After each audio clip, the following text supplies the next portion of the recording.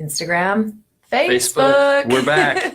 It's always funny to wait and see which ones are going to come up first. Well, hello, everybody. Hi. It's Dean and Kate live again on Facebook and Instagram. Yep. Happy Tuesday, everyone. After a long Labor Day weekend, hopefully everybody had a great time. Yes, and safe. Yes, and safe. Hi, Casey. Casey's already in. Man, girl, you are like, oh, you are there every time. Every so time. We appreciate it. So awesome. Yes. Well, we're excited today. Now, of course, yesterday was Monday Night Live. Well, see, I couldn't even do it with my voice today because it's not Monday. But Monday Night Live, yesterday we didn't have because of the holiday. So we are going to have our drawing today. Yep. And we'll get into our drawing and go over the coaching and who won. I was mind blown once again and grateful for the overwhelming involvement. People just jumping in, sharing the video, tagging other people on Instagram.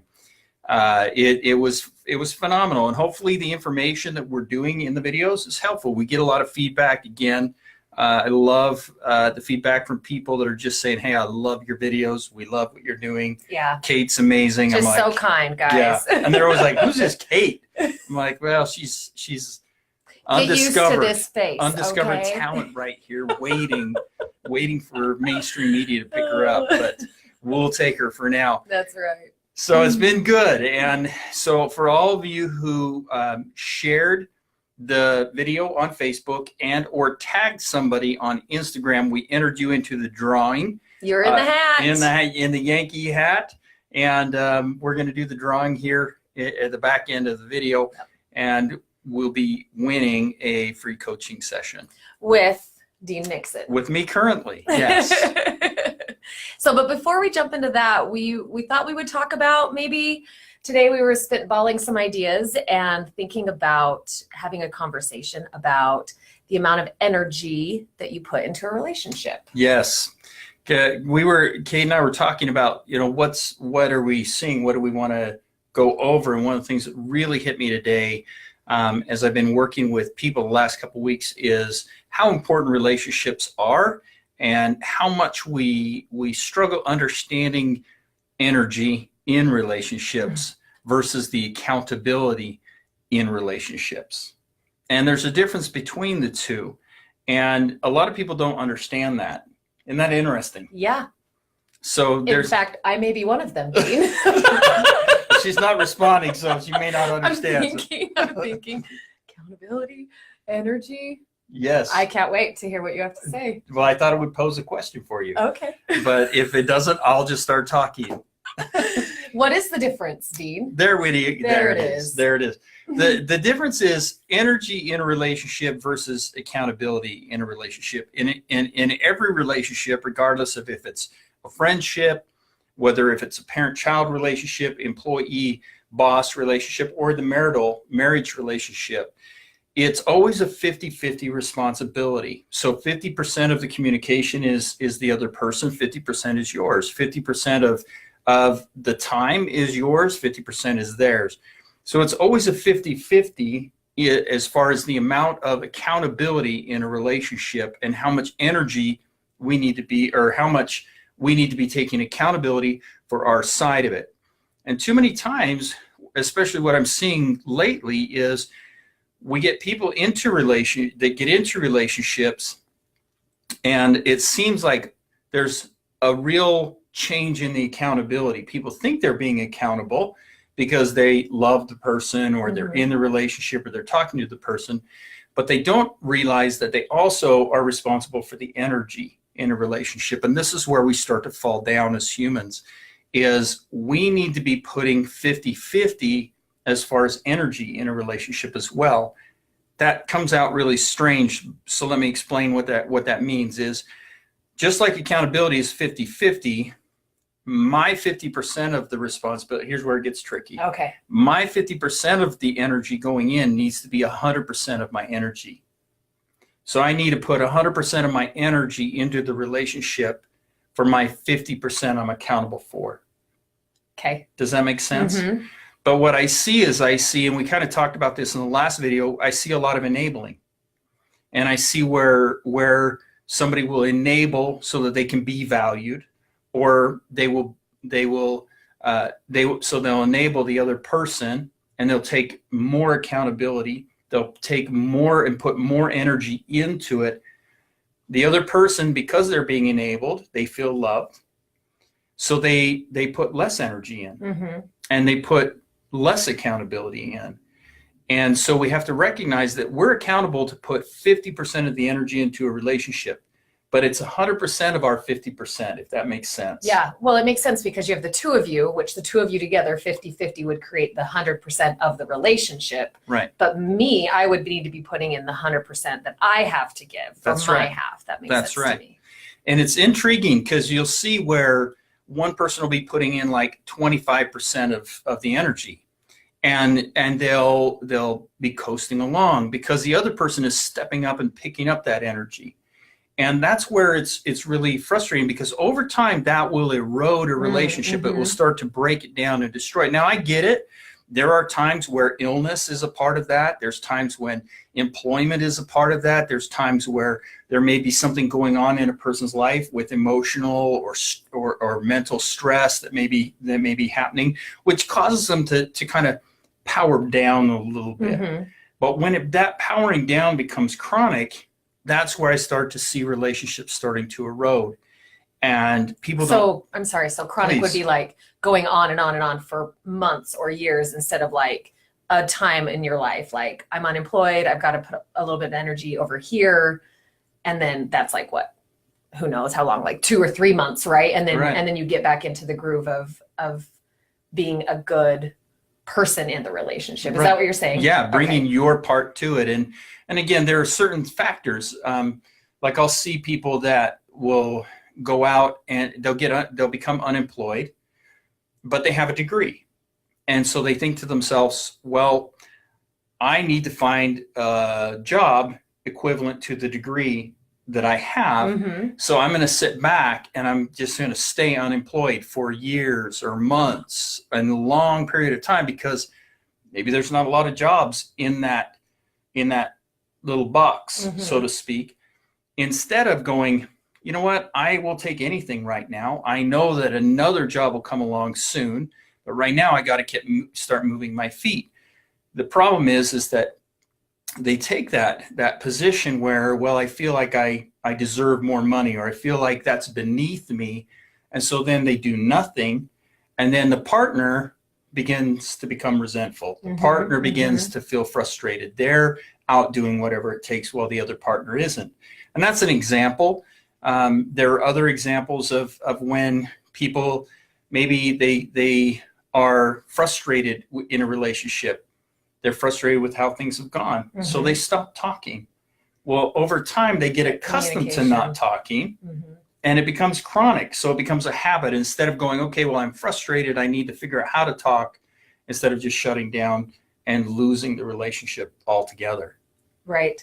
And I'm just thinking, like, another part of maybe that, like, crisis time, right? Like when you're having like a traumatic emotional response to something, like, that would be an appropriate time to take a break, maybe from your 100% of the 50, right? And heal, and then jump right back into it. So what then, how do we, as a person who, well, we should probably talk about both if we have time, really, really quick. How long have we been going? Okay, we're good. You're good. Let's talk about being the person that's giving the 85-90% of the 50-50, and how to appropriately get back to the space that you're supposed to. Oh, you came all the way back. You did. You actually literally moved. Represented that well. So let's talk about that person first, and then let's talk about the other one who maybe would need a little bit of nudging, like, by the way. Yeah. Add more. Both of those need conversation. And that's our biggest fear. Our biggest fear is communicating. Our biggest fear is addressing, as it's been couched so many years, the elephant in the room. Yes. And it needs to be discussed, because if you don't discuss it and you let it go on too long, over time, there's some things that it's hard to come back from.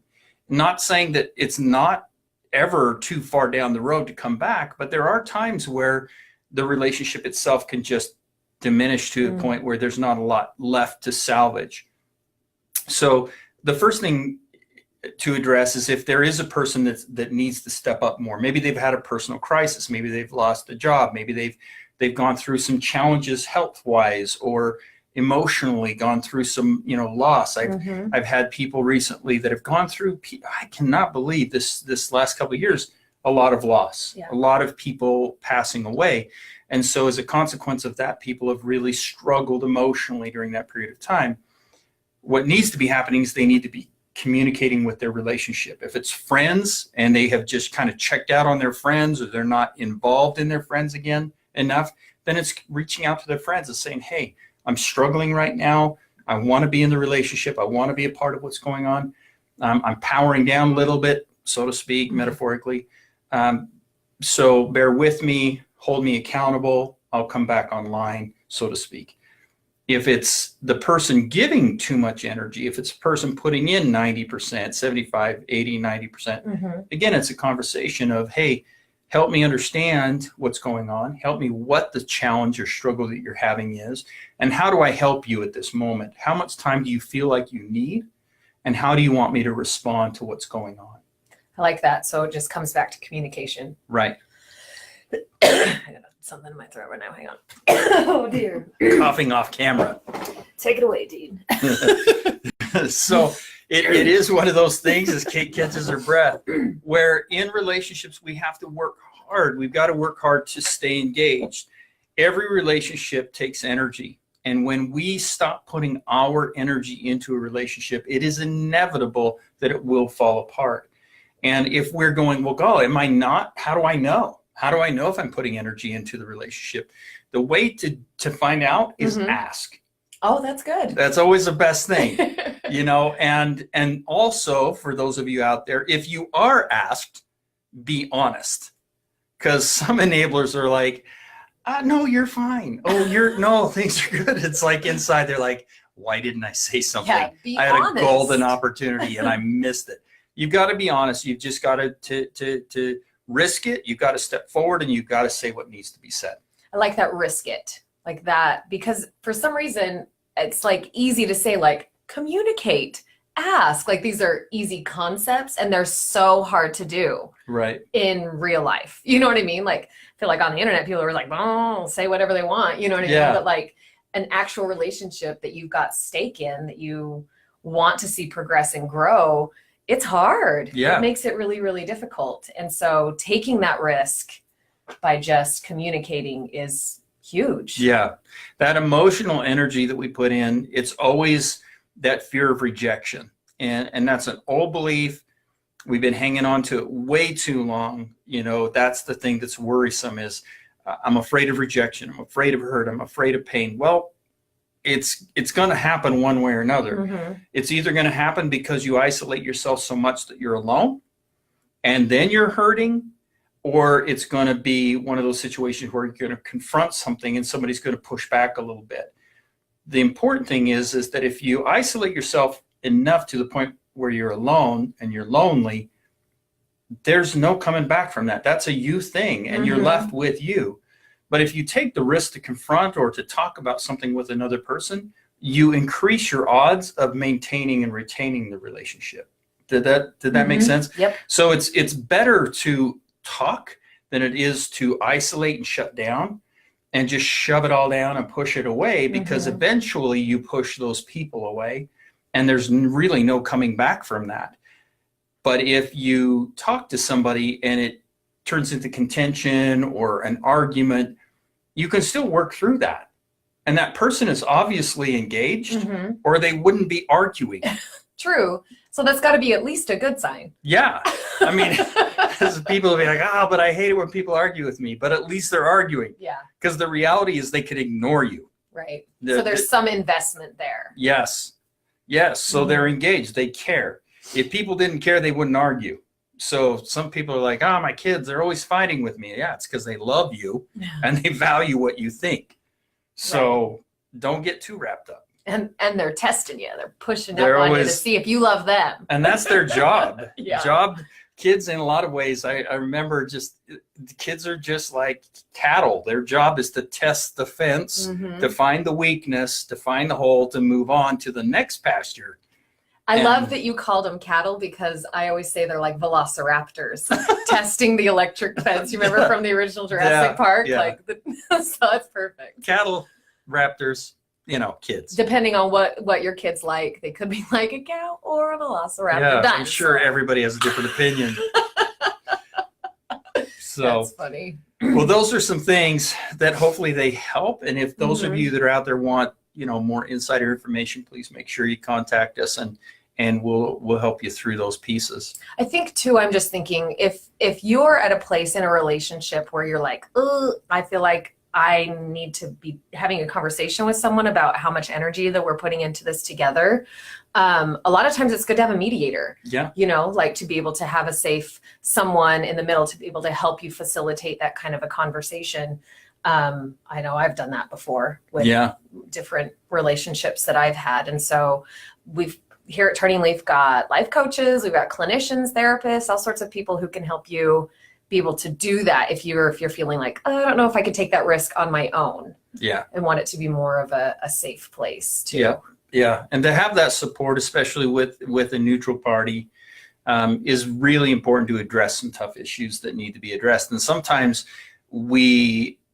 getting the other party to be involved can be scary. And just coming in and sitting down, I know I have a lot of people that will come in, and the first step is to just get them in the room. The second step is to help them create a way to invite that other person into the room. But the first step is to get you help. Mm-hmm.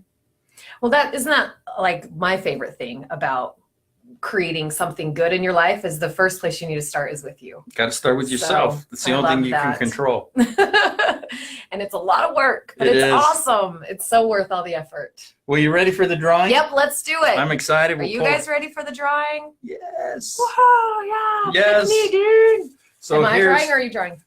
You'll draw it this time. So here's all the entries. We had a lot more than before. We got the Yankees. Go Yankees.